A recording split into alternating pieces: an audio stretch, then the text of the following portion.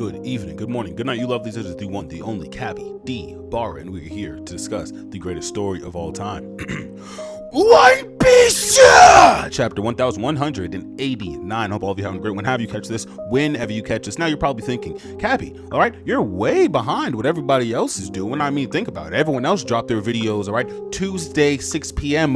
latest, all right? But I think all of you have to remember, all right, I am not only involved with the sports world, but the larger media world, all right, the larger media apparatus, if you will. So a lot of things, unfortunately, just kind of fly over your boy's head, but that does not mean that I will be negligent in the modern day odyssey with One Piece. All right, we open up this chapter, all right, with a very nice cover, another very nice cover request of a see no evil, hear no evil, speak no evil interpretations with Sanji, Zoro, and Monkey D, Luffy. All right, now Nami is kind of playing, I guess, the monarch of the, like, is kind of playing like the matriarch of the, you know, monkey family, if you would. But I think that this really simple image, right, I think it kind of plays into this bigger idea that Oda is working with when it comes to sides and good and evil kind of being blurred. And I'll speak on this a little bit, right? Because the identity of Joy Boy and what exactly his purpose in relation to the ancient kingdom, we don't exactly know what it is. We do not know if he did want to create a world that was flooded from the ancient weapons, right? Or maybe even something to the extent of you know, fully rubberizing and tune forcing everything around him, or you know, also you know, no, maybe the One Piece is a destructive force that he wanted to use for his own manipulation, right?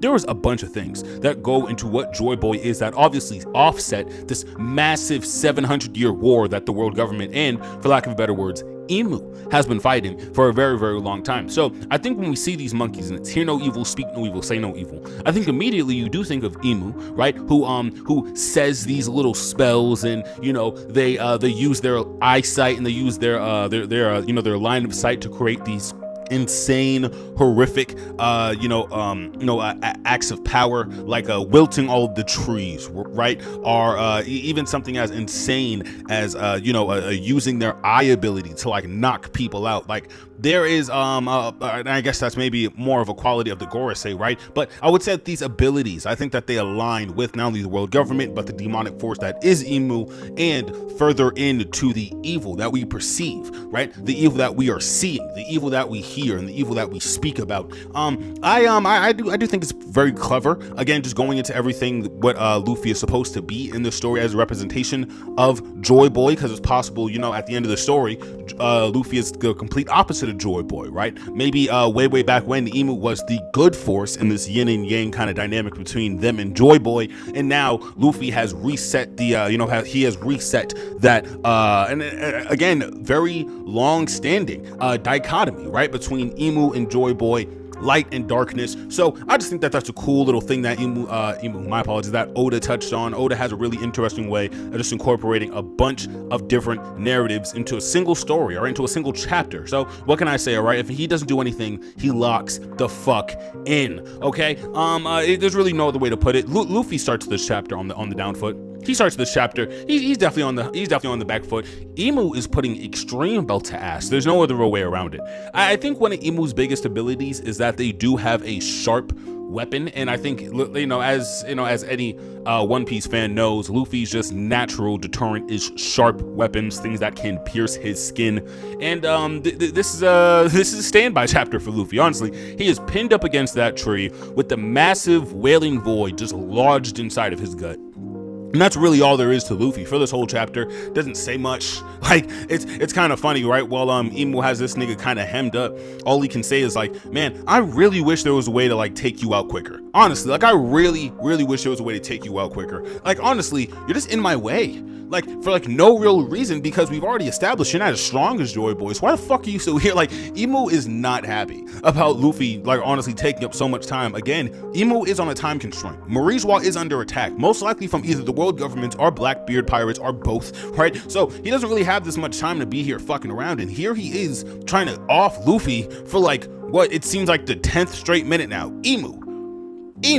You know what? This is a small critique. I feel like if Emu wanted to, they would have taken out Luffy a lot earlier. And maybe that's just me. Maybe that's just me kind of just like finagling things in my head. But there is a pathway to like, you know, like we could have did this quicker. We're definitely burning time, and I feel like eventually Imu is gonna reflect on the time that they've wasted here, and it's like, well, yeah, because you were ore farming for Gerd, just for Gerd to get her fucking fingers attached, just for Stanson to get his leg reattached, right? You found this really funny way, right, to humble both Zoro and Sanji, only for them to spin the block and humble the niggas that you just gave power-ups, right? Unless we're gonna have some insane kind of cliffhanger for this arc where Sanji and Zoro maybe defeat, the Holy Knights, and Luffy is left in massive critical condition, or vice versa. Zoro and Sanji are put on the back burner while Luffy escapes with this kind of skin of his teeth kind of situation. I'm not sure. I'm not sure, but Imu definitely has a lot of power right now, and it does seem like they're kind of just like reveling in that power, which is like, hey, I mean, I get it,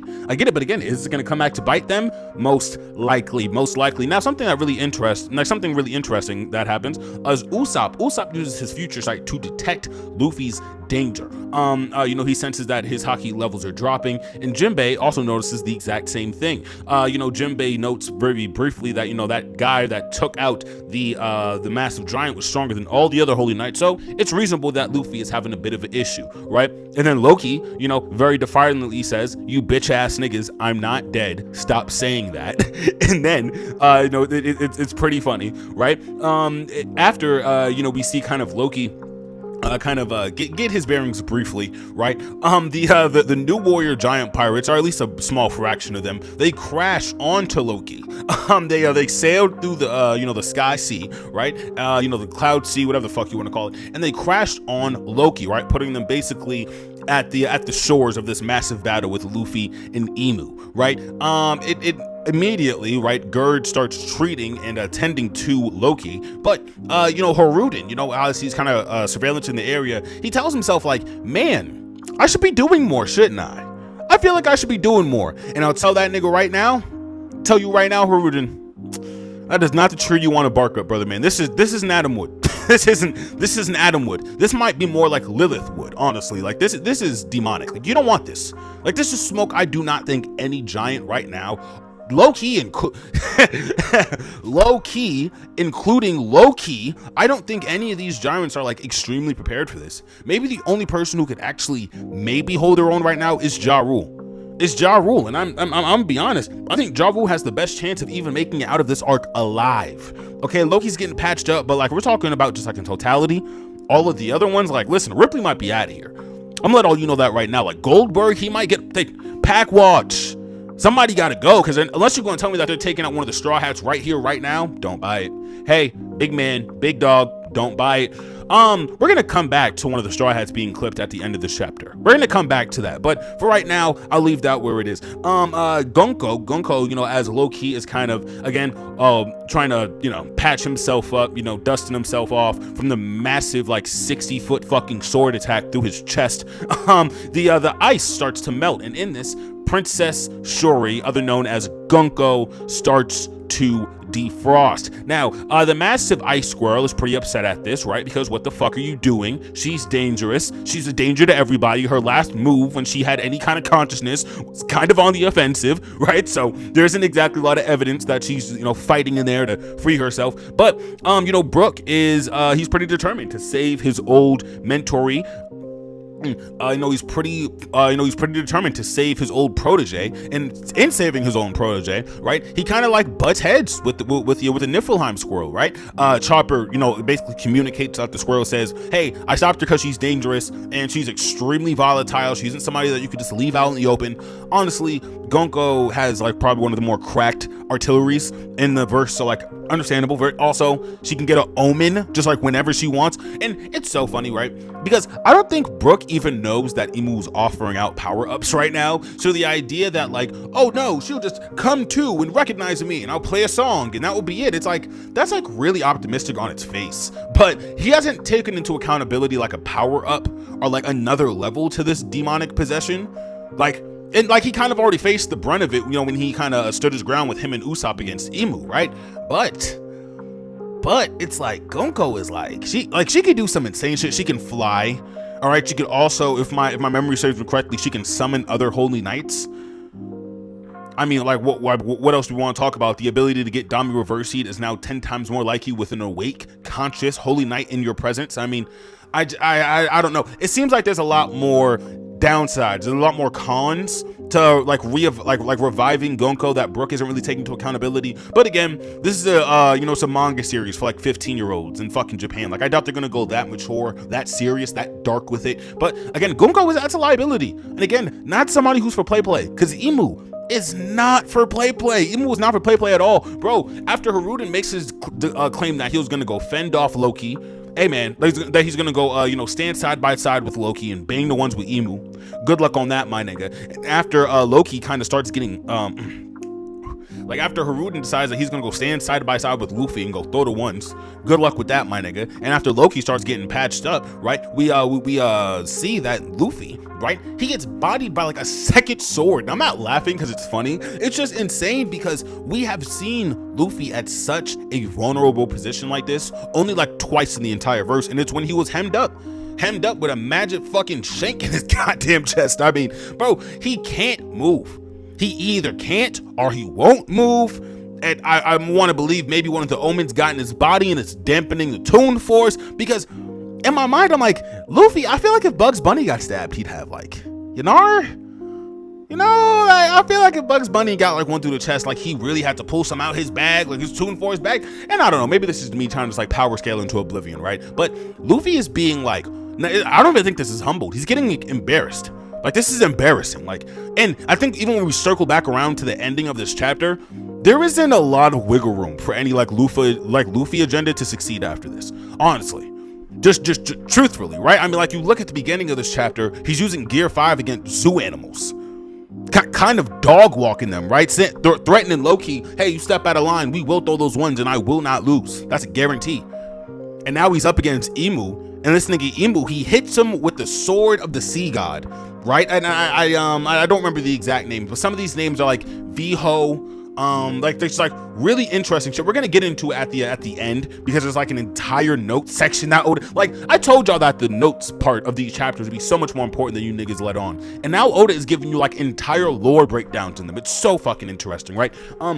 Basically he gets hit up with the fucking sword of the sea god. Now it's two swords sticking out of Luffy, and before this, Imu was just berating him. He's just like, man, it's so funny, man, Monkey D. Luffy.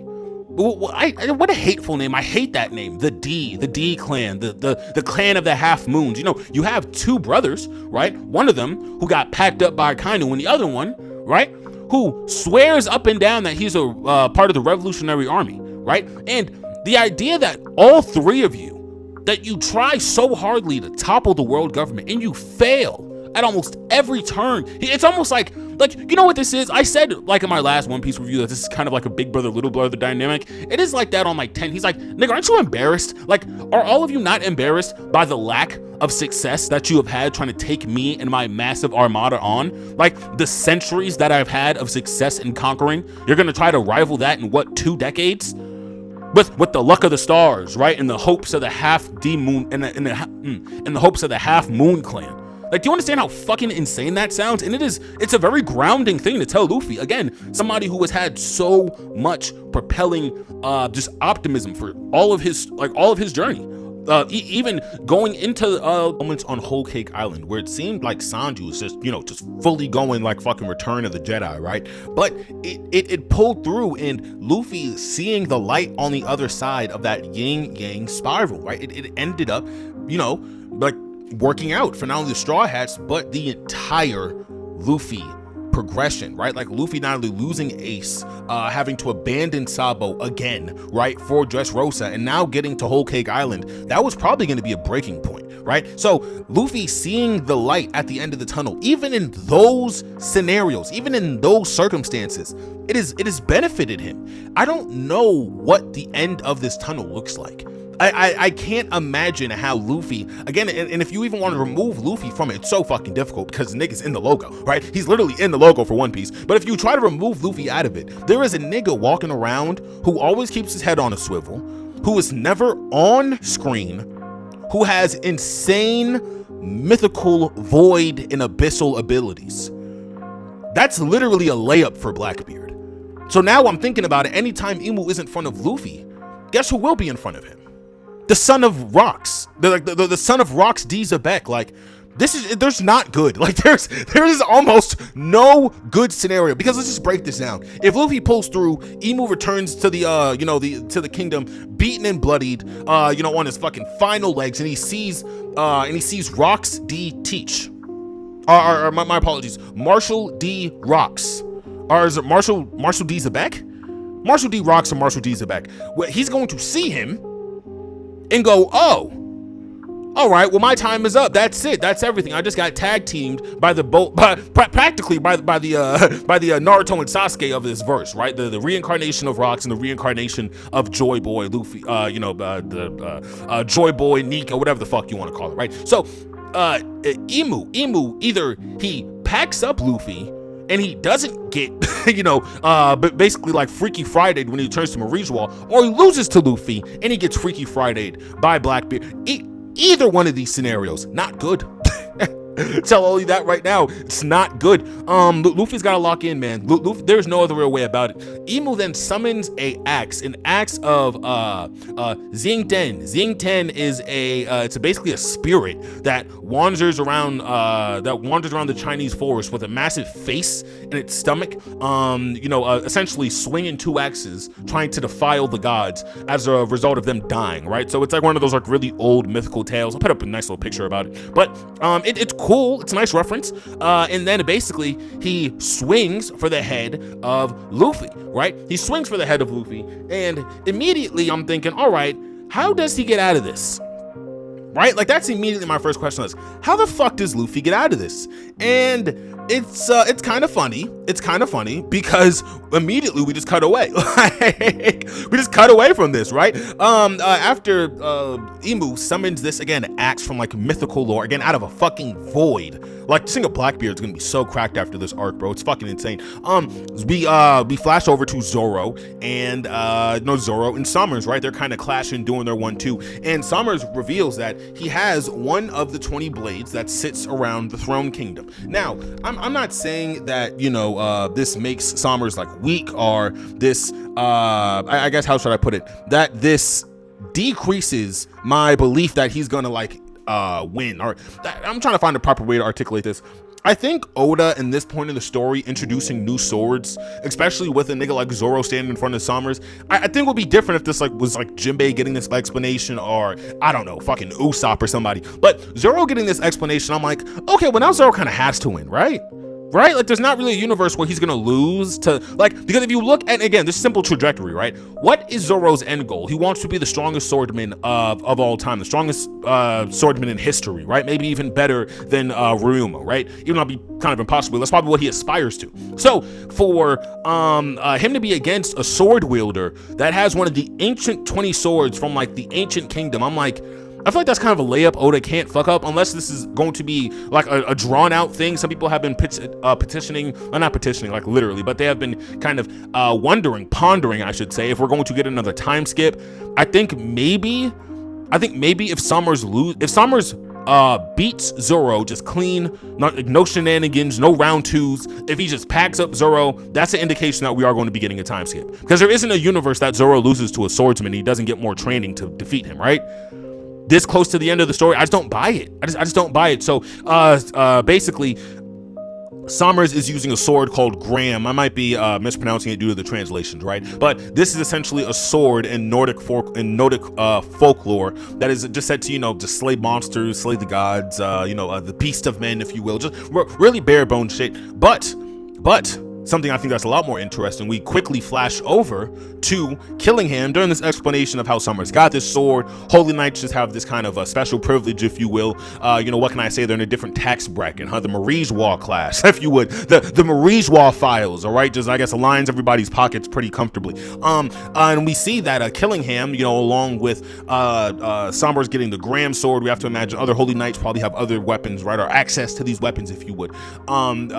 Killingham has a spear spear of Longius, right? Now, for any of my Neon Evangelion fans, you know that the spear of Longius and Longius, right, are both very, very important to the story of Jesus Christ. And, you know, for lack of a better word, a lot of people have been interpreting that this story of Luffy, which is obviously a small retelling of the Sun God, you know, Wukong, which is also a very soft reiteration of Joy Boy from Caribbean folklore. There is a lot of moving pieces, I think, and I definitely understand what Oda is going for. I think with things like that, I think it's a very careful line you have to walk, because now we're getting in the territory of like, okay, so was Joy Boy Jesus, or was there actually a Jesus, or were we just using this name to use it? Because everything else connects to something, right? Niflheim connects to this. Loki connects to a guy who acts one way, but his internal reaction, but he acts one way, but his internal emotions are a completely different thing, like a quote unquote trickster, right? We have things like devil fruit, right? Like there are just certain kind of mythical and again mythological aspects to the story. I just want some like kind of concrete, I want something concrete with them. So I don't know if they're saying that like they have an interpretation of Jesus Christ that's already in the One Piece universe that isn't Joy Boy, or are we supposed to believe that the spear of Longius was kind of used on Joy Boy, same as the spear was used on there's things I would like to connect. I would like for more connective tissue here, but what I'm really trying to boil down is there is an insane power gap right now between not only Sanji and Killingham, but Zoro and Killingham. So I don't know if they lose, but reasonably they kind of just like either they have to for a time skip, or they beat these guys so Luffy has to get packed up. There has to be some kind of balance here. I guess that's the point I'm kind of building towards. Finally, you know, we after this explanation of the swords and the access granted by Mu, you know, in the world government for these insanely powerful weapons, we flash back over to Emu with their powerful weapon of the axe of Xingten, and you know, he you know, it's pretty simple. He says like pretty vaguely, you know, that this is it, you know, the end is near. You know, and so I've reached the final curtain. He swings down the axe on Luffy, and in a moment's notice, again, Luffy is on standby this whole chapter, hasn't said a word, barely emoting. Like it's bad. It's pretty fucking bad. Bro's poked up from two completely different swords, like twice the size of his body. Shit is not sweet. Shit is not sweet at all. Gaban, right? Old man Gaban, he comes in and he makes the save. Now, this was like a very big part to leave the chapter off on. It makes you kind of wonder what Gaban's actual abilities kind of entail, if he maybe has some secret, like Roger, Pirate King tricks up his sleeve. But I'll be honest, I'll be honest, I think that the end of this chapter was a little anticlimactic. I think Gaban, being the guy who is supposed to like stall off Emu until maybe he gets like halfway packed up, which is going to give Luffy this kind of like Super Saiyan-esque, you know, I see either where they're going to go, or I see what they're attempting to like what they're attempting to portray, right? Because it could be a total bait and switch. It could be, oh, Gaban gets packed up, Luffy thinks his shit's in the bag because he's so angry, basically conquest, right? Like your anger doesn't make you stronger kind of thing. And you know, Luffy ends up getting packed up, or you know, they call the play down the middle, no bullshit, no funky, you know, no funky additives, right? No ball, no deflate gate, right? No funny ball tactics, and they run that ship straight up the middle, and Luffy just gets a Super Saiyan power up after Gaban, you know, obviously gets packed up by Emu. Either one of these, I feel like I'm not completely upset at, but then again, I'm like, so what are the Straw Hats really here for if we're just gonna pull for Gaban? And then if I really try to like hone in on things, right? A lot of people initially thought that Gaban would be Shiki because of the robe that we seen, right, and the white hair and all this other stuff that would just allude to being somebody who at least visually looks like Shiki. And now we know it's not Shiki, and we know that Shiki is a canon person due to the God Valley flashback. So for Gaban to be here when I kind of can just infer that Shiki was just a tad stronger than Gaban, a devil fruit, the capacity to be on the ship with at least 3 Conquerors users, I like to believe that, you know, Shiki could hold his own, my nigga. So for it to be Gaban doing this, I'm just like, and then like I see how like predictable this play is, and I'm like, I'm not feeling it. I'm not really feeling it all the way. Gaban, again, he was the left wing of the Pirate King, but I just But here's my biggest critique with that. I asked a while ago, right, just to some of the bros, if you had to identify who the king of the pirates would be right now, or who, if you had to poll, right, the One Piece universe, like in person, in verse, who's the current pirate king? A lot of people would probably say Shanks, right? And when you look at Shanks' left hand and right hand, I don't see it. Like Yasop, a nigga who maybe has like a few, like my apologies, a nigga who probably has like observation hockey. Cool. Hey, captain, my captain. You know what's fine. You know, if the ball's flying, let it fly. But a nigga like Ben Beckman, I'm like, your thing is like a pistol. That's your whole thing, like a pistol. Gabon's whole thing is just an axe.